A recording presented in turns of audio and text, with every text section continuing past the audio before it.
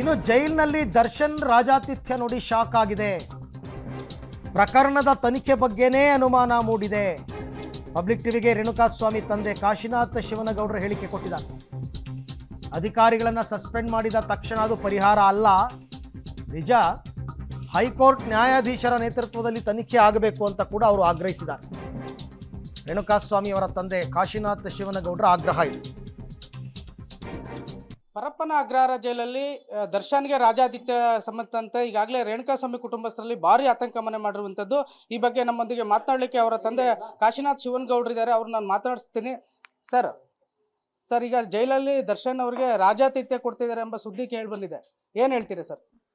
ಇದು ನಿಜವಾಗ್ಲೂ ಆಘಾತಕಾರಿ ಸಂಗತಿ. ನಮಗೆ ನಿನ್ನೆ ನಿಮ್ಮ ಟಿ ವಿ ಮಾಧ್ಯಮಗಳ ಮುಖಾಂತರ ಅವರು ಜೈಲಿನಲ್ಲಿ ಕುತ್ಕೊಂಡು ಟೀ, ಸಿಗರೇಟು, ಕಾಫಿ ಎಲ್ಲ ಕುಡಿತು ಹರಟೆ ಹೊಡಿತಿರೋದು, ಆಮೇಲೆ ಆನ್ಲೈನ್ನಲ್ಲಿ ಬೇರೆಯವರು ಕೂಡ ಮಾತಾಡಿದ್ದು ಅದೆಲ್ಲ ನೋಡಿ ನಮಗೆ ಭಾಳ ಒಂಥರ ಆಘಾತ ಆಯಿತು. ಜೈಲಿನಲ್ಲಿದ್ದಾಗ ಇಷ್ಟು ಆರಾಮಾಗಿದ್ದರು, ಹೊರಗಡೆ ಬಂದಾಗ ಇನ್ನು ಯಾವ ರೀತಿ ಅವ್ರಿಗೆ ನಮಗೆಲ್ಲ ತೊಂದರೆ ಆಗ್ಬೋದು, ನಮಗೆ ಭಾಳಷ್ಟು ಆತಂಕ ಆಗಿದೆ. ನಮ್ಮ ಇಡೀ ಫ್ಯಾಮಿಲಿ ಎಲ್ಲರೂ ಶೇಕ್ ಆಗಿದ್ದೀವಿ. ನಮ್ಮ ಮನೆಯವರು, ನಮ್ಮ ಸೊಸೆ ಇರ್ಬೋದು, ಮಗಳಿರ್ಬೋದು, ಎಲ್ಲರೂ ಕೂಡ ನಮಗೆ ಒಂಥರ ಆತಂಕ ಕಾಡ್ತಾ ಇದೆ. ಅದರಿಂದ ದಯಮಾಡಿ ನಾನು ಸರ್ಕಾರವನ್ನು ಒತ್ತಾಯ ಮಾಡ್ತಿರೋದಷ್ಟೇ, ಇದು ಎಲ್ಲಿ ತಪ್ಪಾಗಿದೆ. ಯಾಕೆಂದರೆ ಜೈಲು ಅಧಿಕಾರಿಗಳೇ ಕೋರ್ಟಿಗೆ ಹೇಳಿದ್ದಾರೆ, ಅವರು ನಾವು ಯಾವುದೇ ರೀತಿ ಮನೆ ಊಟ ಅದು ಇದು ಕೊಡೋಕೆ ಆಗೋದಿಲ್ಲ, ಕಾನೂನು ಪ್ರಕಾರ ನಾವೇನೈತೆ ಅದಂತ ನಡ್ಕೊಂತೀವಿ ಅಂತ ಅಲ್ಲಿ ಕೋರ್ಟ್ನಲ್ಲಿ ಹೇಳಿದ್ದು ಒಂದು ರೀತಿ.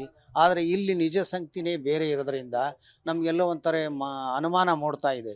ಎಲ್ಲೋ ಏನೋ ಲೋಪ ಆಗಿದೆ, ಅವ್ರಿಗೆ ಯಾವ ರೀತಿ ಒತ್ತಡ ಬಂದಿರ್ಬೋದು ಅಂತ ಅನುಮಾನ ಆಗಿದೆ. ಇಲ್ಲಿದ್ದಾಗ ಇಷ್ಟದ ಹೊರಗಡೆ ಬಂದರೆ ಯಾವ ರೀತಿ ನಮಗೆ ಇನ್ನೂ ಏನೇನು ಆಗುತ್ತೋ ಅಂತಂದು ಭಯ ಆಗಿದ್ರೆ. ಸರ್, ಈಗ ಎಲ್ಲ ಒಂದು ಕಡೆ ಸರ್ಕಾರದ ಬಗ್ಗೆ ಮತ್ತು ತನಿಖೆ ಬಗ್ಗೆ ಸಂಪೂರ್ಣ ನೀವು ಭರವಸೆ ಇಟ್ಟಿದ್ರಿ, ಅಚಲವಾದ ನಂಬಿಕೆ ಇಟ್ಟಿದ್ರಿ. ಕುಟುಂಬಸ್ಥರಿಗೂ ಕೂಡ ನೀವು ಧೈರ್ಯವಾಗಿರ್ರಿ, ನಮ್ಮ ಮಗನ ಸಾವಿಗೆ ನ್ಯಾಯ ಸಿಗುತ್ತೆ, ಯಾವುದೇ ಆತಂಕ ಬೇಡ ಅಂತ ಧೈರ್ಯ ಹೇಳ್ತಿದ್ರಿ ನೀವೇ. ಆದರೆ ಈಗ ಜೈಲಲ್ಲಿ ಈ ರೀತಿ ಇದೇನು ಜೈಲು ಥರ ಅರಮನೆ ರೀತಿಯಲ್ಲಿ ಅವರಿಗೆ ಅದ್ದೂರಿಯಾಗಿ ವ್ಯವಸ್ಥೆ ಮಾಡಿರುವಂಥದ್ದು, ಏನು ಹೇಳ್ತೀರಾ? ಅಲ್ಲ, ಅದು ಆಗಬಾರ್ದಾಯಿತು, ಆಗಿದೆ.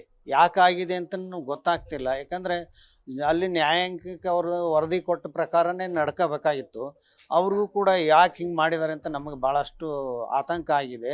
ಅದರಿಂದ ನಾನು ನನ್ನ ಕೇಳ್ಕೊಳ್ಳೋದ್ರಿಂದ ಸರ್ಕಾರ ಹೈಕೋರ್ಟಿನ ಹಾಲಿ ನ್ಯಾಯಮೂರ್ತಿಗಳಿಂದ ಇದು ತನಿಖೆ ಆಗಬೇಕು. ಆದಾಗ ಮಾತ್ರ ಸತ್ಯ ಬಯಲಿ ಬರುತ್ತೆ. ಯಾರನ್ನ ಸಸ್ಪೆಂಡ್ ಮಾಡೋದು ಅದು ಬೇರೆದು ತಕ್ಷಣದ ಕ್ರಮ ಆದರೂ ಕೂಡ ಅದು ಪೂರ್ಣ ನ್ಯಾಯಯುತವಾಗಿ ತನಿಖೆ ಆಗಬೇಕಂದ್ರೆ ಹೈಕೋರ್ಟ್ ನ್ಯಾಯಮೂರ್ತಿಗಳಿಂದನೇ ಆಗಬೇಕು. ಎಲ್ಲಿ ಆಗಿದೆ, ಅವರು ಯಾಕೆ ಅದನ್ನು ಅವ್ರ ಒಳಗಡೆ ಬಿಟ್ಕೊಂಡ್ರು, ಅವ್ರು ಯಾವ ರೀತಿಯ ವ್ಯವಸ್ಥೆ ಮಾಡಿಕೊಟ್ರು, ಯಾಕಾಗಿದೆ, ಯಾರು ಒತ್ತಡದಿಂದ ಆಗಿದೆ, ಏನಾಗಿದೆ, ಎಲ್ಲಿ ಲೋಪ ಆಗಿದೆ ಅನ್ನೋದು ಸರ್ಕಾರಕ್ಕೆ ಅದು ಮಾಹಿತಿ ಹೋಗ್ಬೇಕಂದ್ರೆ ಸೂಕ್ತ ತನಿಖೆ ಅಂದರೆ ಹೈಕೋರ್ಟ್ ನ್ಯಾಯಮೂರ್ತಿಗಳಿಂದ ಆದರೆ ಮಾತ್ರ ಸಾಧ್ಯ. ಯಾವುದೇ ಅಧಿಕಾರಿಗಳಿಂದ ಮಾಡಿದರೆ ಕೇವಲ ಅದು ತೋರಿಕೆ ಒಂದು ಪ್ರಕರಣ ಆಗ್ಬೋದು ಅಂತ ನನಗನ್ಸುತ್ತೆ. ಸಾಕ್ಷಿ ಇಮಿಡಿಯೇಟ್ ಸಾಕ್ಷಿ ಸಿಕ್ಕರು ಅವ್ರನ್ನ ಸಸ್ಪೆಂಡ್ ಮಾಡಿರ್ಬೋದು, ಆದರೆ ಸಸ್ಪೆಂಡ್ ಮಾಡಿ ಎಲ್ಲ ಒಂದು ಕಡೆ ಇವಾಗ ನಿನ್ನೆ ಮಧ್ಯಾಹ್ನ ಪಬ್ಲಿಕ್ ಟಿವಿ ಈ ಒಂದು ವರದಿ ಬಿತ್ತರಗೊಳಿಸಿತ್ತು. ಇದ್ರ ಬೆನ್ನಲ್ಲೇ ಸರ್ಕಾರದ ಗೃಹ ಸಚಿವರು ಎಚ್ಚೆತ್ಕೊಂಡು 7 ಜನ ಜೈಲಧಿಕಾರಿಗಳನ್ನ ಸಸ್ಪೆಂಡ್ ಮಾಡಿದ್ದಾರೆ. ಇದ್ರ ಬಗ್ಗೆ ಏನು ಹೇಳ್ತೀರಾ? ಸಸ್ಪೆಂಡ್ ಮಾಡಿದ್ದಾರೆ ಅನ್ನೋದೊಂದೇ ಮುಖ್ಯ ಆಗೋದಿಲ್ಲ. ಸಸ್ಪೆಂಡ್ ಮಾಡಿದರು ಅವರು ಯಾವ ಮೂಲಗಳಿಂದ, ಏನು ಅವರು ಯಾವ ಕಾರಣಗಳಿಂದ ಅವ್ರು ಮಾಡಿದ್ದಾರೆ ಅನ್ನೋದು ಮುಖ್ಯ. ಅವರು ಸಸ್ಪೆಂಡ್ ಮಾಡಿದ ಏನಿದೆ ಅಧಿಕಾರಿಗಳಿರ್ತಾರೆ, ಪೊಲೀಸರಿರ್ತಾರೆ, ಅವರು ಕೂಡ ಸಾಮಾನ್ಯವಾಗಿ ಏನು ಬಗ್ಗಿರೋದಿಲ್ಲ. ಅವರು ಯಾವುದೋ ಒತ್ತಡ ಇರುತ್ತೆ, ಏನೋ ಆಮಿಷ ಆಕಾಂಕ್ಷೆ ಏನೋ ಮಾಡಿರ್ತಾರೆ ಅನಿಸುತ್ತೆ. ಅದರಿಂದ ನಾನು ಹೇಳೋದು ಅದು ಸೂಕ್ತ ತನಿಖೆ ಆಗಬೇಕಂದ್ರೆ ಕೇವಲ ಹೈಕೋರ್ಟ್ ನ್ಯಾಯಮೂರ್ತಿಗಳಿಂದನೇ ಆದರೆ ಮಾತ್ರ ಇದು ಸಾಧ್ಯ. ಈ ಪ್ರಕರಣಕ್ಕೆ ಸಂಬಂಧಪಟ್ಟಂಗೆ ಮತ್ತೆ CM ಸಿದ್ದರಾಮಯ್ಯ ಅವ್ರನ್ನೇನಾದ್ರು ಭೇಟಿ ಮಾಡ್ತೀರಾ ನೀವು? ಇಲ್ಲ, ನಾವು ಅದು ಚಿಂತನೆ ಇಲ್ಲ. ನಾವು ಸರ್ಕಾರದ ಬಗ್ಗೆ ನಂಬಿಕೆ ಇದೆ, ಅವರು ಸೂಕ್ತ ಕ್ರಮ ತೆಗೆದುಕೊಳ್ತಾರೆ.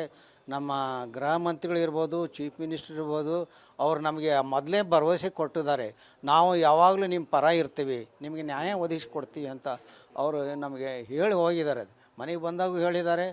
ಮುಖ್ಯಮಂತ್ರಿಗಳು ಕೂಡ ನಮಗೆ ಸ್ಪಷ್ಟವಾಗಿ ಹೇಳಿದ್ದಾರೆ, ನಾನು ಪೊಲೀಸ್ನರಿಗೆ ಫ್ರೀ ಹ್ಯಾಂಡ್ ಕೊಟ್ಟಿದ್ದೀನಪ್ಪ, ನೀವು ಯಾವುದು ಆತಂಕ ಪಡ್ಕೋಬೇಡ್ರಿ, ನಿಮ್ಮ ಮಗನ ಕೊಲೆಗೆ ಸರಿ ತಪ್ಪಿದ್ರೆ ಶಿಕ್ಷೆ ಆಗೇ ಆಗುತ್ತೆ ಅನ್ನೋದು ಇದೆ. ಆ ನಂಬಿಕೆನೂ ಇದೆ. ಪೊಲೀಸರು ಆ ರೀತಿ ನಮಗೆ ಹೇಳಿಕೆ ಕೊಟ್ಟಿದ್ದಾರೆ, ಅವ್ರ ಬಗ್ಗೆ ನಂಬಿಕೆ ಇದೆ, ನ್ಯಾಯಾಂಗದ ಬಗ್ಗೆ ನಂಬಿಕೆ ಇದೆ. ತಪ್ಪು ಆಗಿದೆ, ಎಲ್ಲೇ ಲೋಪ ಆಗಿದೆ, ಒಂದು ಕಡೆ ಲೋಪ ಆಗಿದ್ದ ತಕ್ಷಣ ಇಡೀ ವ್ಯವಸ್ಥೆನ ದೂಷಣೆ ಮಾಡೋಕ್ಕೆ ತಯಾರಿಲ್ಲ. ಎಲ್ಲಿ ಆಗಿದೆ ಅಲ್ಲಿ ಯಾಕೆ ಆಗಿದೆ, ಮುಂದೆ ಆಗದಂಗೆ ಆಗ್ತಿರತ್ತಂತೆ. ಒಂದು ವೇಳೆ ಹಂಗೇನಾರ ಬಂದರೆ ಅವ್ರನ್ನ ಆ ಜೈಲಿಂದ ಬೇರೆ ಜೈಲಿಗೆ ವರ್ಗಾಯಿಸ್ಬೇಕು ಅಂತಲೂ ನಾನು ಕೇಳ್ಕೊತೀನಿ.